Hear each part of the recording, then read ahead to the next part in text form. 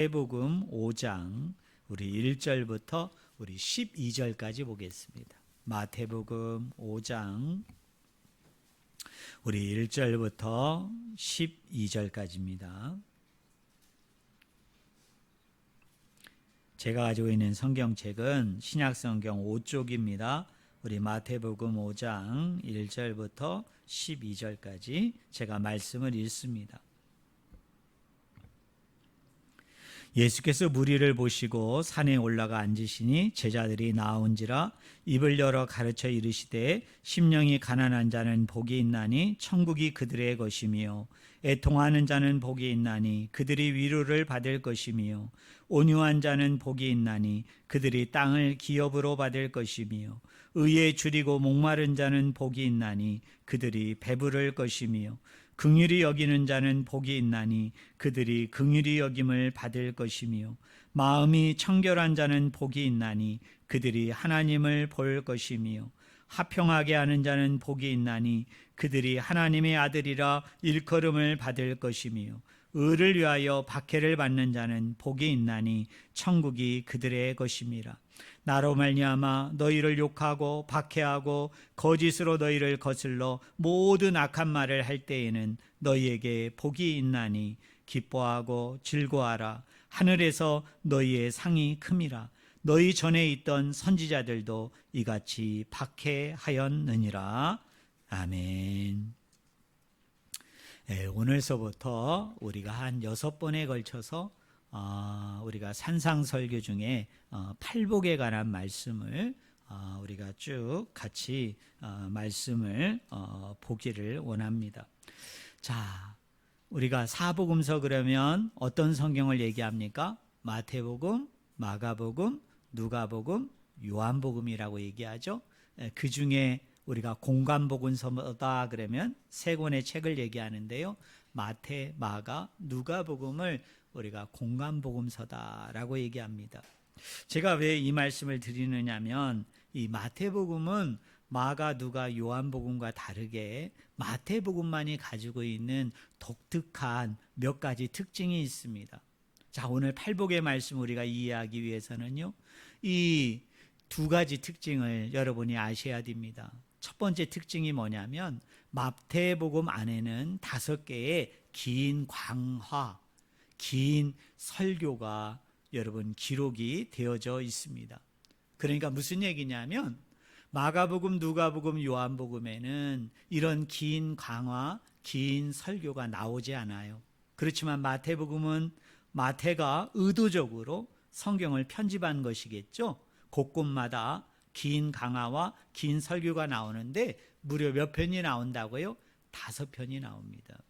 그런데 이 마태가 이 긴 강화, 긴 설교를 할 때요, 어떤 식으로 성경을 배열하느냐면 긴 강화, 긴 설교 앞에 내러티브, 이야기를 합니다. 그리고 그 이야기의 해설로서 또 그 이야기의 중심 주제가 뭔지, 그 이야기의 핵심 내용이 무엇인지를 바로 마태 기자가 긴 강화를 통해서 저와 여러분에게 뭐를 하고 있느냐면 설명을 하고 있어요. 그러니까 여러분, 우리가 이 5개의 긴 강화와 긴 설교를 이해하려면 앞에 나오는 내러티브, 이 이야기가 뭐를 얘기하는지, 어떤 것을 말하고 있는지를 우리가 알아야만 이 긴 강화를 통해서 마태가 우리에게 들려주고자 하는 핵심 메시지, 메인 메시지를 발견할 수 있는 거예요. 그래서 우리가 이것을 잘 알아야 됩니다. 자, 그러면 첫 번째 긴 강화가 어디에 나오느냐? 저와 여러분이 오늘 읽었던 이 5장 1절부터 12절이 산상설교인데요. 이 산상설교는 5장 1절부터 12절까지가 아니라 5장부터 7장까지 이 긴 강화가 이루어져 있어요. 여러분, 긴 설교가 이루어져 있어요. 그러면 여러분 생각해 봅시다.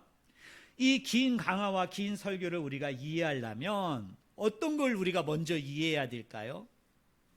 앞에 나오는 내러티브를 여러분이 이해해야 돼요. 앞에 나오는 이야기를 이해해야 됩니다. 그리고 그 이야기에 나오는 그 내용을 가지고, 쉽게 얘기하면 그 내용을 렌즈로 삼아서 그 렌즈를 가지고 이 산상설교를 우리가 지켜보야만 그 의미를 우리가 밝히 알 수 있어요. 그러면 이 산상설교 이전에 예수님께서는 마태는 1장부터 4장 전체를 통해서 우리에게 들려주고자 하는 메인 메시지, 핵심 메시지가 뭐냐? 한번 여러분 따라해 보실래요? 진짜 예수, 진정한 예수. 네, 다른 말로 얘기하면 한번 따라해 보겠습니다. 진짜 이스라엘은, 진정한 이스라엘은 누구이다? 누구일까요? 예수 그리스도이다 라는 것을 핵심적으로 얘기합니다. 핵심적으로 이야기해요. 여러분, 진정한 이스라엘, 진짜 이스라엘은 바로 누구이시다? 예수 그리스도이시다 라는 것을 강조하는 것이 앞 내러티브의 주제예요. 여러분, 앞 이야기의 주제입니다. 그런데 이 진정한 이스라엘, 진짜 이스라엘인 예수 그리스도가 그 앞의 이야기를 보면은요, 예수님께서 갈릴리 지역에 들어가서 이방인들에게 열심히 복음을 이야기합니다. 열심히 말씀을 증거합니다. 그러면서 마태 기자는 뭐라고 얘기하느냐 하면, 이 이방인 지역에, 갈릴리 지역에 예수님이 들어가셔서 복음을 이야기하고 있는데, 말씀을 이야기하고 있는데, 이것은 바로 이사야 선지자가 예언했던, 이사야 선지자가 이미 선포했던 그 말씀을 성취하는 것이다, 이루는 것이다, 그 말씀을 이야기해요. 그리고 난 후에 예수님께서 누구를 부르실까요? 갈릴리 바다에 가서 몇 명의 제자를 부릅니까? 4명의 제자를 부르십니다.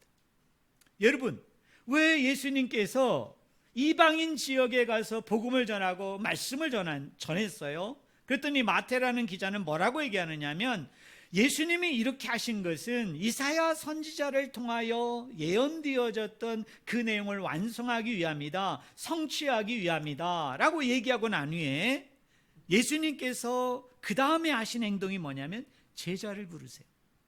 4명의 사람들을 부르셔서 그 사람들을 제자로 삼습니다. 자, 왜 이들을 부르신 걸까요? 왜 이들을 제자로 삼으신 것일까요? 그 목적이 뭘까요? 여러분, 그 중요한 점이 뭘까요? 하나님 나라의 일꾼으로, 하나님 나라의 복음을 전하는 뭐예요? 하나님 나라의 사람으로 이 사람들을 어떻게 하는 거예요? 그 일을 예수님과 함께 하기 위해서 그 사람들을 어떻게 하는 거예요? 제자로 부르십니다. 그리고 난 후에 여러분 마태복음 4장 여러분 23절을 한번 보세요. 자, 23절. 우리 그 말씀을 같이 읽겠습니다. 준비 시작. 예수께서 온 갈릴리에 두루 다니사 그들의 해당에서 가르치시며 천국 복음을 전파하시며 백성 중에 모든 병과 모든 약한 것을 고치셨다라고 얘기합니다. 예수님께서 어디를 두루 다니사? 온 갈릴리 지역을 다니사. 이 갈릴리 지역은요, 이방인들이 살고 있는 지역입니다. 이방인들이 주류를 이루고 있는 곳입니다. 그런데 예수님께서 이곳에 들어가셔서 예수님이 하신 일이 있어요. 그를 3가지로 얘기합니다. 뭡니까? 뭐라고 해요? 거기 보니까 가르치시고, 2번째로는 뭡니까? 전파하고, 3번째로는 뭐 하십니까? 고치신다라고 얘기합니다. 그런데요, 이 마태는요, 마태복음 4장 23절부터 9장 35절까지가 큰 단락이에요. 큰 단락인데, 이 단락이 제가 마가복음을 설교할 때 마가라는 기자가 탁월한 이야기꾼이라고 얘기하지 않았어요? 탁월한 재주꾼이라고 얘기하지 않았어요? 근데 이 마가가 즐겨 사용하는 방법 뭐가 있었다고 그랬죠? 기억나는 분 있어요? 수미 쌍간법이라고 그랬죠. 수미 쌍간법이에요. 이걸 다른 말로 얘기하면 쌍방 구조예요. 이걸 다른 말로 얘기하면 감싸기 구조. 더 흔한 말로 얘기하면 무슨 구조? 샌드위치 기법이라고 그랬잖아요. 여러분, 샌드위치 기법. 여러분, 샌드위치가 어떻게 되어 있습니까? 위에 빵 하나, 아래에 빵 하나, 그 사이에다 뭐를 두죠? 내용물을 두고 이렇게 감싸고 있잖아요. 결국 이 샌드위치, 이 수미 쌍방 구조는 이런 거예요. 위에 하나와 아래에 하나가 똑같은 게 이것을 감싸고 있음을 통해서 이 중간에 있는 모든 내용들은 이 첫 번째와 마지막에 감싸고 있는 구조가, 말씀이 첫 번째와 마지막에 같은데 이것을 설명하고 있다는 거예요. 이것을 이야기하고 있다는 거예요. 자, 그러면요, 우리가 찾아서 읽지는 않겠습니다만 4장 23절에 이렇게 얘기합니다. 예수 그리스도가 갈릴리를 두루 다니시면서 하나님 나라 복음, 천국 복음을 이야기하는데요, 예수님은 그곳에서 세 가지 사역을 하셨다는 거예요. 한번 따라해 보세요. 전파하고, 가르치시고, 고치셨다. 그게 하나님 나라의 사역이에요. 그게 천국 복음의 사역이라는 거예요. 그런데요, 여러분 9장 35절에도 똑같은 말씀이 나옵니다. 제가 헬라어 원문을 그대로 사역한 걸 들려드릴게요. 예수님께서 모든 도시와 마을들을 다니면서 그들의 해당들에서 가르치시고 그 나라의 복음을 선포하시고 모든 병과 모든 약한 것을 고치셨다. 자, 똑같죠? 자, 예수님이 어떻게 하셨다고요? 천국 복음을 들려주는데, 천국 복음을 이야기하는데 예수님이 세 가지 사역을 주도적으로 하셨다는 거예요. 자, 다시 한번 따라하세요. 가르치시고, 전파하시고, 치료하셨다. 이게 수미쌍간이에요. 이게 샌드위치 기법이에요. 그러면 여러분 저를 보세요. 5장부터 7장이 산상설교인데 이 산상설교가 지금 어떤 구조 속에 지금 들어가 있는 거예요? 천국 복음을 갈릴리 지역에 두루 다니면서 예수님이 증거하셨는데 그 증거가 뭐냐면 전파하고 가르치고 치료하는 것이었다라고 얘기해요. 자, 그리고 예수님께서 모든 도시와 모든 마을들을 돌아다니면서 역시 하나님 나라 복음을 얘기했는데, 천국 복음을 얘기했는데 세 가지를 했다는 거예요. 가르치시고 전파하시고 치료하셨다는 거예요. 뭐를? 천국 복음을, 하나님 나라의 복음을, 쉽게 얘기하면 하나님 나라를 전파했다는 거예요. 여러분, 천국 하늘들의 나라를 전파했다는 거예요. 그런데 그 사이에 뭐가 들어가 있느냐면 산상설교가 들어가 있는 거예요. 그럼 여러분에게 퀴즈를 낼게요. 그럼 산상설교는 뭐에 대한 말씀이에요? 천국 복음에 대한 이야기라는 거예요. 산상설교는 뭐에 관한 내용이라는 거예요? 하나님 나라에 대한 복음이에요. 더 쉬운 말로 얘기하면 하나님 나라에 대해서 얘기하는 거예요. 천국 하늘들의 나라에 대해서 마태가 긴 강화로 얘기하는 거예요. 긴 설교로 얘기하는 거예요. 자, 저를 보세요. 여러분, 이 5장부터 7장이 엄청나게 길잖아요. 많은 내용을 내포하고 있어요. 이걸 예수님이 한 번에 얘기했을까요? 아니면 여러 번 얘기한 거를 이렇게 한 군데에다가 묶어놓은 것일까요? 후자입니다. 예수님이 산에서 자기 앞에 나오는 제자들, 그리고 그 뒷부분에 보면 무리들도 들었다고 얘기하거든요. 아마 제자들에게 주도적으로 예수님이 이야기했는데 예수님을 쫓는 무리들이 그걸 훔쳐 들었던 것 같아요. 뭐 훔쳐 들었든 정식으로 들었든 제자와 무리들이 들었거든요. 근데 여러분, 여기 오해하시면 안 돼요. 여기 제자들은 12제자를 얘기하지 않아요. 12제자는 마태복음 저 중간쯤에 예수님이 따로 부르십니다. 여기 나오는 제자는 4장에 나오는 갈릴리 어부 출신 4명만 얘기하는 거예요. 아직 8명은 부르지 않으셨어요. 그런데 이 제자들과 이 무리들에게 예수님이 이렇게 길게 긴 강화와 긴 설교를 한 게 아니에요. 왜 그러느냐? 마태복음의 두 번째 다른 성경에서 우리가 발견하지 못하는 특징이 또 있어요. 그게 뭐냐면 마태는 이야기들을 어떻게 하는 줄 아세요? 예수님의 말씀들을, 예수님의 설교를 어떻게 해요? 하나로 뭉쳐놓는 특징이 있어요. 대표적인 게 뭐죠? 마태복음 13장에 천국 비유 몇 가지를 얘기합니까? 7가지를 얘기해요. 마태복음 24장 25장에 보면 세상 성전이 파괴되어지고 그리고 세상 끝날이 오게 되어질 텐데 그거와 관련된 긴 강화, 긴 설교를 하면서 그 안에서 다양한 비유들을 이야기하는데, 이것도 예수님이 한 번에 걸쳐서 길게 얘기한 게 아니라 여러 번에 걸쳐서 나누었던 것을 마태가 이렇게 한 곳에 어떻게 해요? 갖다 뭉쳐 놓은 거예요.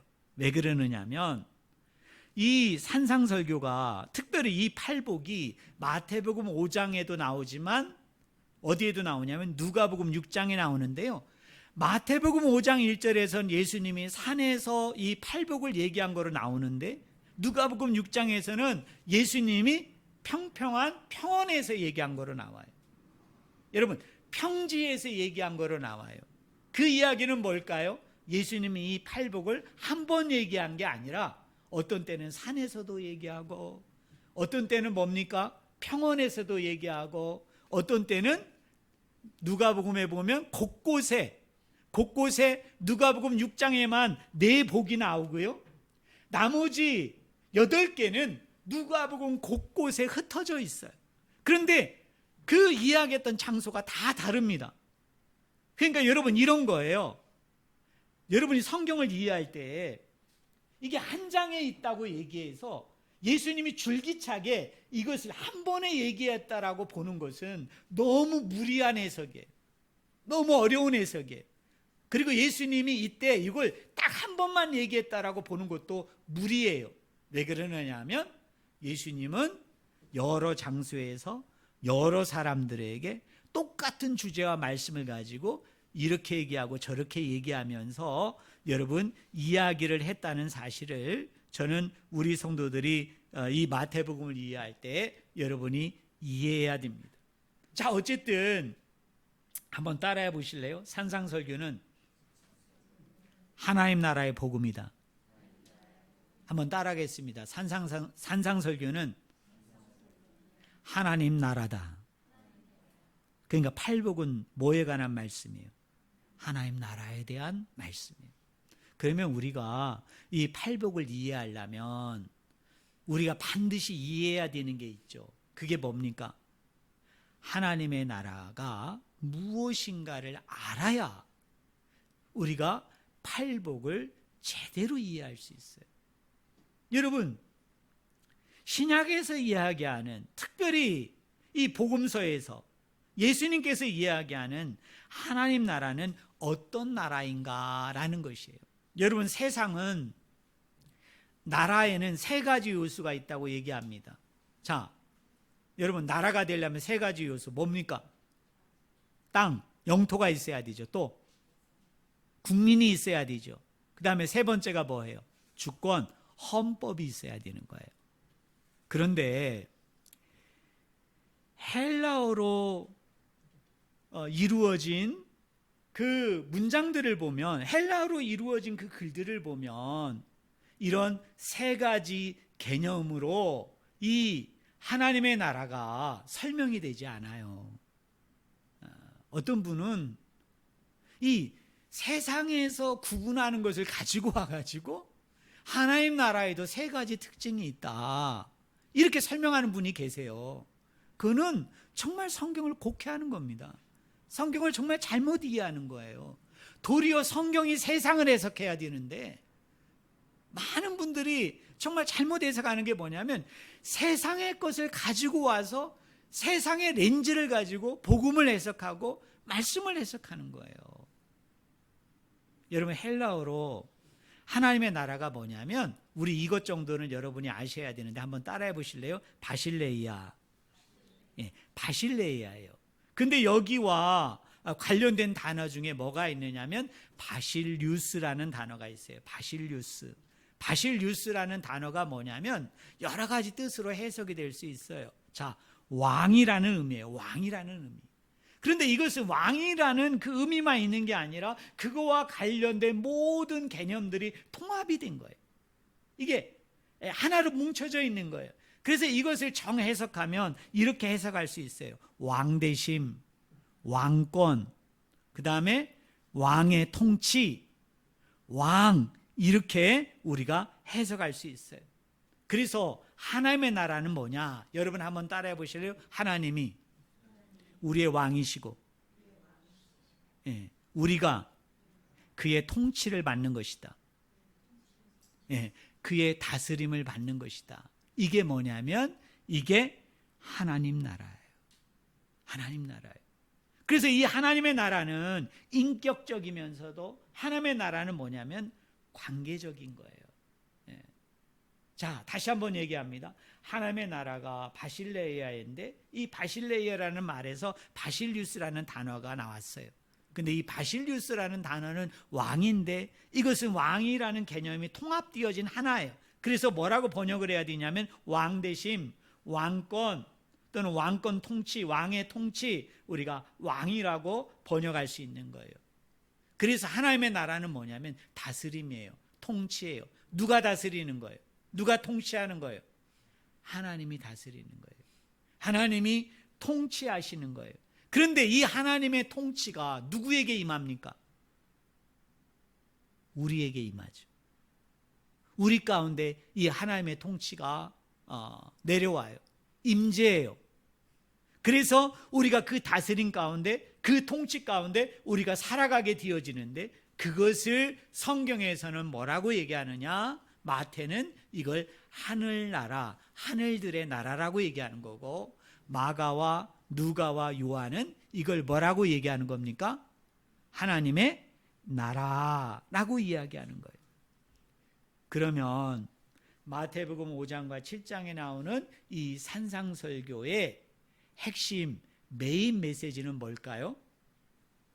따라하겠습니다. 하나님 나라, 백성의 삶의 원리다. 하나님 나라 백성의 삶의 원리예요. 자, 우리가 예수 그리스도를 믿게 되어지면 하나님의 나라가 우리 가운데 임합니다. 하나님의 나라가 우리 안에 거하지게 되는 거예요. 자, 하나님의 나라가 임한다는 게 뭔가? 하나님의 나라가 우리 가운데 거한다는 게 뭔가? 그분의 다스림을 받는 거예요. 여러분, 그분의 통치를 받는 거예요. 근데 그분의 다스림과 그 통치가 이루어지는 곳이 어디냐? 그게 하나님 나라예요. 그게 천국이고 하늘들의 나라예요. 결국 이 팔복도 마찬가지고 산상설교도 마찬가지고 이런 거예요. 너희 안에 하나님의 나라가 임했어요. 너희 안에 하나님의 나라가 거해요. 그래서 그분의 다스림과 통치 가운데 내가 참여하는 거예요. 내가 동참하는 거예요. 그러면 그 참여하고 동참한다는 건 구체적으로 뭐냐? 이 산상설교의 삶을 사는 거예요. 이 팔복의 삶을 우리가 살아내야 되는 거예요. 여러분 이해되십니까? 그런 측면에서 우리가 뭐를 바라봐야 돼요? 이 팔복을 우리가 바라봐야 되는 거예요. 여기서 우리가 팔복에 대한 잘못된 이해를 하나 수정하셔야 돼요. 팔복은 개인의 복이 아니에요. 여러분이 막 기도하고 여러분이 뭐 사모하고 여러분이 막 부르짖어서 내가 개별적으로 개인적으로 받게 되어지는 세상에서 흔히 이야기하는 생로병사가 아니에요.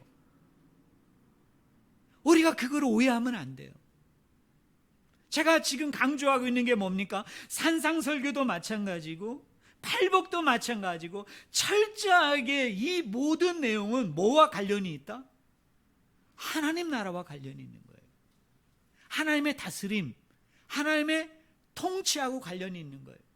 하나님이 우리를 다스리게 될 때, 하나님이 우리를 통치하게 되어질 때, 우리가 그 다스림과 그 통치 가운데 우리가 참여하게 되어질 때, 함께하게 되어질 때, 아버지로 말미암아 은혜 가운데, 능력 가운데, 권세 가운데, 선물 가운데 우리에게 주어지는 복이 뭐냐? 그게 팔복이에요. 이것은 개인의 복이 아니에요. 이것은 우리가 개별적으로 세상 사람들이 흔히 이야기하는 복 받기를 원한다, 행복하기를 원한다, 그런 것을 이야기하는 게 절대적으로 아니라는 것을 저는 우리 성도님들이 이 팔복을 제가 앞으로 쭉 강해하겠습니다만 이거를 들을 때 여러분이 반드시 기억해야 된다는 거예요. 자, 그 다음에 또 하나요. 이 팔복은 내 노력으로 되지 않습니다. 내 의지로 내가 힘써서 되는 게 아니에요. 자, 예를 들자면 이런 거예요. 마음이 가난한 자는 복이 있나니 천국이 저희 것이며. 아, 그렇구나. 마음이 가난해져야 되는 거구나. 그래, 내가 마음이 가난해지도록 내가 노력해야지. 내가 애써야지, 힘써야지. 그래야 내가 천국의 복을 받는 거야. No! 아니에요. 애통하는 자는 복이 있나니 그들이 위로를 받을 것이요. 아, 내가 이 땅 가운데 속에서 위로를 받으려면 내가 애통해하는 자가 돼야 되는구나 라는 게 아니에요. 온유한 자는 복이 있나니 그들이 땅을 기업으로 받을 것이며, 그 땅이 무엇인지는 모르지만 내가 저 땅을 소유하고 싶어요. 내가 저 땅을 받고 싶어요. 아, 그러려면 내가 부드러운 마음을 소유하는 자가 돼야 되겠구나. 내 이 모난 성격, 내 이 삐뚤어진 성격, 내 안에 있는 이 잘못된 감정들, 분노들을 사귀고 부드럽고 온화한 사람이 되어야만 내가 땅을 기업으로 받을 수 있구나. 노예요. 그게 아니에요. 여러분, 마음이 가난하다는 것, 애통하는 것은 다음 주에 설명하겠습니다만 마음이 상한 자를 이야기해요. 마음이 상한 자가 되는 것, 온유한 자가 되는 것은 내 노력과 내 의지와 또 내가 수고한 결과로 여러분 만들어지고 빚어지는 게 아니에요. 근데 중요한 건 뭔지 아세요? 우리는 이것을 할 수 없어요. 여러분, 우리는 이런 삶을 사는 것 자체가 불가능합니다. 이건 너무나도 우리 예수님께서 너무나도 엄격한 기준, 어떻게 생각하면 정말 최고의 기준을 제시한 것이기 때문에 믿지 않는 사람은 둘째치고 우리 믿는 사람도 이런 자들이 될 수가 없어요. 우리 좀 더 알아볼까요? 믿지 않는 사람은 이런 사람이 될 수 없습니다. 믿지 않는 사람은 이런 복을 누릴 수 없어요. 왜 그럴까요? 하나님 나라의 관점에서 해석해 보세요. 이 사람들은 하나님의 백성이 아니죠. 하나님의 자녀가 아니죠. 하나님 나라의 관점으로 보면 하나님의 백성, 하나님의 자녀는 누구의 다스림을 받는 거예요? 하나님의 다스림을 받는 거죠. 하나님의 통치를 받는 거죠. 근데 이 사람들은 다스림과 통치를 받지 않기 때문에, 아니 그 안에 하나님의 나라가 임하여져 있지 않기 때문에 이 팔복은 살려고 해도 안 되는 거예요. 그러면 오늘 우리 믿는 사람들은 이렇게 살 수 있을까요? 정말 이런 자로서 우리가 살아갈 수 있을까요? 내 편에서는 불가능해요.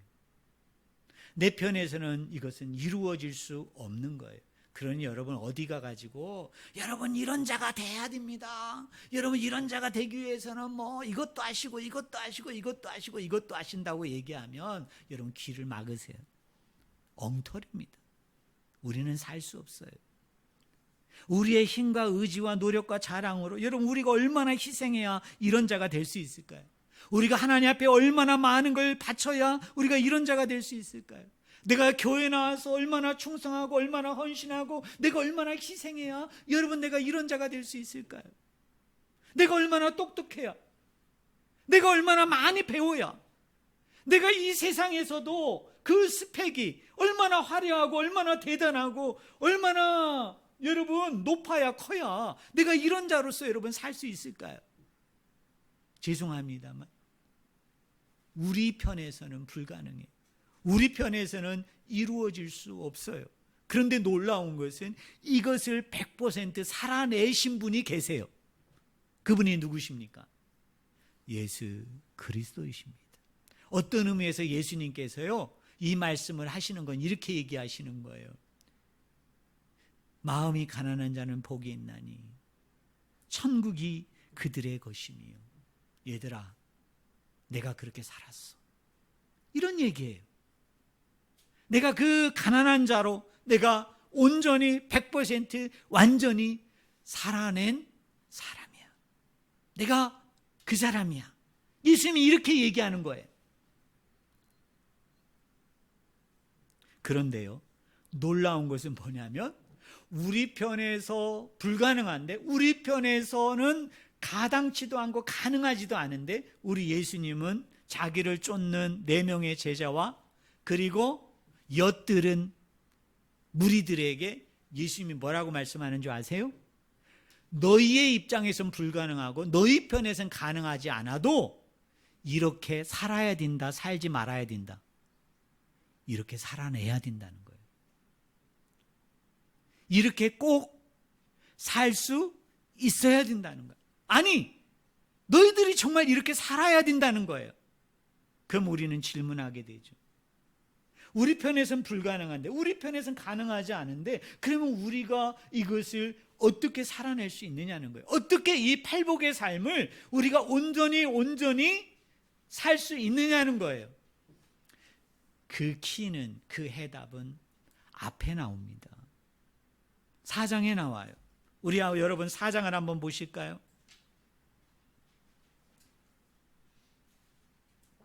3장까지 보셔야 돼요. 자, 읽지는 않겠습니다만 3장 13절부터 17절에 보면 예수님이 세례 요한에게 뭐를 받죠? 뭐를 받아요? 세례를 받아요. 자, 세례를 받게 되어질 때 하늘로부터 소리가 나요. 여러분 3장 17절을 보세요. 자, 우리 같이 한번 읽어봅시다. 준비 시작. 하늘로부터 소리가 있어 말씀하시되 이는 내 사랑하는 아들이요 내 기뻐하는 자라 라고 얘기해요. 예수님이 세례를 받고 물에서 올라올 때 하늘로부터 소리가 납니다. 이는 내 사랑하는 자요 내 뭐하는 자예요? 기뻐하는 자다라는 거예요. 자, 하나님이 기뻐하는 아들, 하나님이 사랑하는 아들 예수님이 뭘 받으셨어요? 세례를 받으셨어요. 자, 제가 여러분에게 몇 번 얘기했을 거예요. 여러분, 세례의 의미가 뭐예요? 세례의 의미가 씻긴다는 의미도 있지만 그거보다 더 중요한 의미가 있다고 얘기했죠. 세례는 뭐예요? 죽는 거예요. 죽음을 상징해요. 그 죽음은 뭐를 얘기하는 거예요? 심판받는 거예요. 누구를 대신해서? 저와 여러분을 대신해서 심판받는다는 게 세례예요. 그 심판을 통해서 내가 죽어야 되는 그 죽음을 예수님이 당하신 게 세례예요. 근데 충격적이죠. 하나님이 사랑하는 자예요. 하나님이 기뻐하는 자예요. 자, 이러면 자연스럽죠. 하나님이 싫어하는 자예요. 하나님이 미워하는 자예요. 하나님이 근심하는 자예요. 그러면 그 사람을 죽이고 심판하는 건 자연스럽죠. 그런데 이 세례 사건에서 마태는 이렇게 얘기합니다. 이 세례 받은 사람이 누군지 아느냐? 그는 하나님이 사랑하는 자예요. 그는 하나님이 기뻐하는 유일한 아들이었어요. 그런데 그 예수 그리스도가 이 땅에 심판자로 오셨는데 도리어 이 심판자가 심판을 행하지 아니하시고 자신이 나서서 뭐를 받으셔요? 심판을 받으시는 거예요. 여러분 이해됩니까? 이게 세례 사건이에요. 그 다음에 두 번째 사건이 나와요.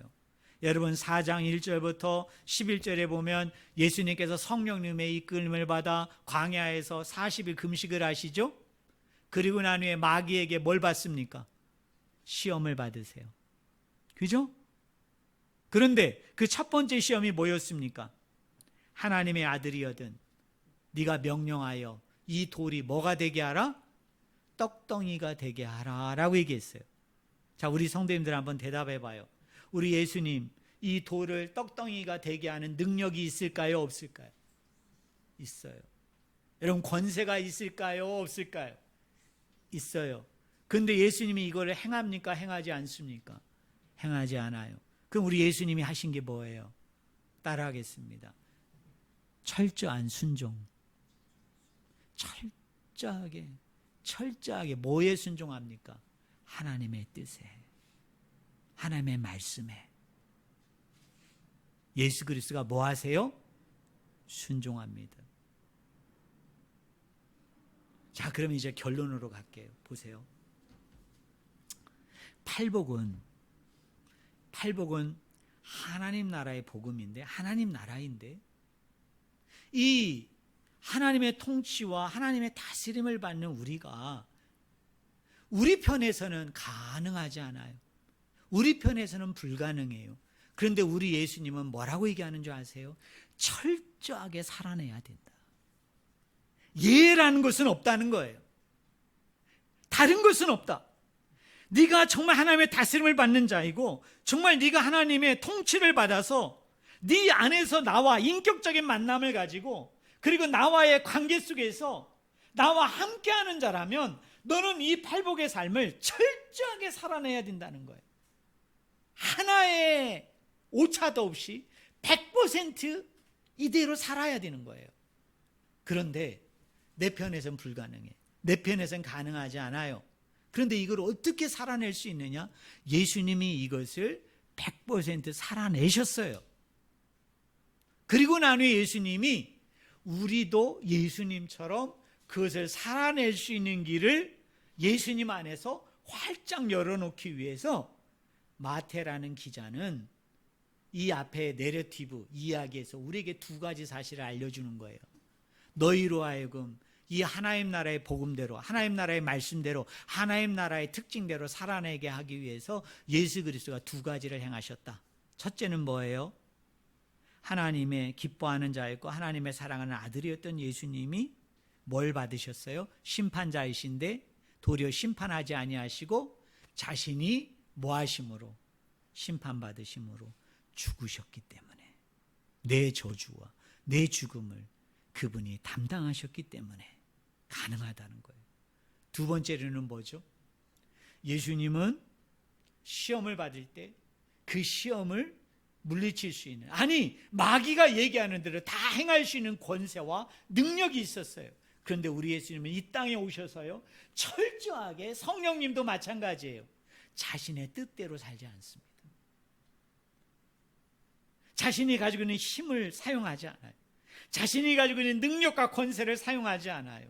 그런 걸 사용할 때도 철저하게 하나님의 뜻에 순종함으로, 하나님의 계획에 복종함으로 그 일을 행하십니다. 철저한 순종하시는 거예요. 그 순종을 통해서, 불순종함을 통해 죽고 멸망받고 심판받고 죽을 우리를 어떻게 하신 거예요? 살리심으로 이 팔복의 삶을 살아가도록 하나님이 저와 여러분을 만들어 주신 줄로 믿습니다. 여러분, 이것을 정말 믿으십니까? 여러분, 나는 살 수 없고 나는 가능하지 않아요. 나는 불가능해요. 그런데 예수 그리스도가 대신 심판받으시고 예수 그리스도가 우리를 대신하여 철저하게 하나님의 요구, 하나님의 뜻, 하나님의 계획을 완성하고 성취함으로 이 팔복을 우리에게 뭘로 주신 거예요? 은혜로, 선물로 우리에게 주신 거예요. 그래서 우리 개역개정 성경은 철저하게 이렇게 팔복을 이야기하지 않습니까? 심령이 가난한 자는 복이 있나니 천국이 그들의 것이며 애통하는 자는 복이 있나니 그들의 위로를 받을 것이며 라고 얘기하는데요, 우리 글 성경, 그 성경을 보면 헬라 원어대로 잘 번역을 했어요. 여러분 한번 따라해 보실래요? 그 성경대로 우리말 성경을 보면, 자, 따라하겠습니다. 복되도다 마음이 가난한 사람들이요, 하늘나라가 그들의 것이다. 앞에 뭐라고 얘기해요? 따라하겠습니다. 복되도다, 복이 있을 것이다, 복이 너희들에게 임하여라, 이렇게 얘기 안 해요. 뭐라고 얘기합니까? 복되도다, 복되도다, 복되도다. 그 이야기는 뭡니까? 이미 예수님 안에서, 하나님 안에서 뭡니까? 이미 이 복을 받은 자들아라고, 이미 이 복을 받은 자들아. 이 얘기만 하고 마칠게요. 이 팔복 중에요, 첫 번째하고 마지막 8번째 복은 그 시제가 현재 시제예요. 그런데 2번째부터 7번째까지는 그 시제가 뭘로 되어 있느냐면 미래 시제로 되어 있어요. 자, 저를 보세요. 하나님이 우리에게 하나님 나라와 관련된, 여러분, 천국, 하늘들의 나라와 관련된 복을 우리에게 이미 주셨어요. 그래서 이미 우리는 그걸 누리고 있어요. 그런데 이 복이 또 하나 남아있는 게 있어요. 최종적으로, 마지막으로 그리스도가 이 땅에 재림하게 되어질 그때 복을 또 우리는 뭡니까? 소망하고 바라보면서 나아가는 거예요.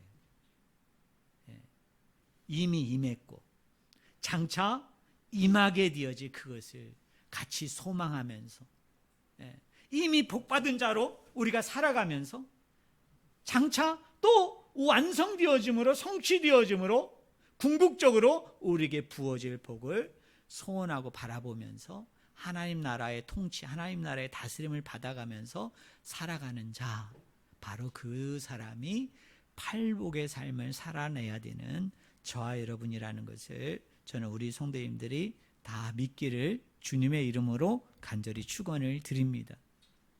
오늘 첫 번째, 두 번째 복까지 나가려고 그랬는데요.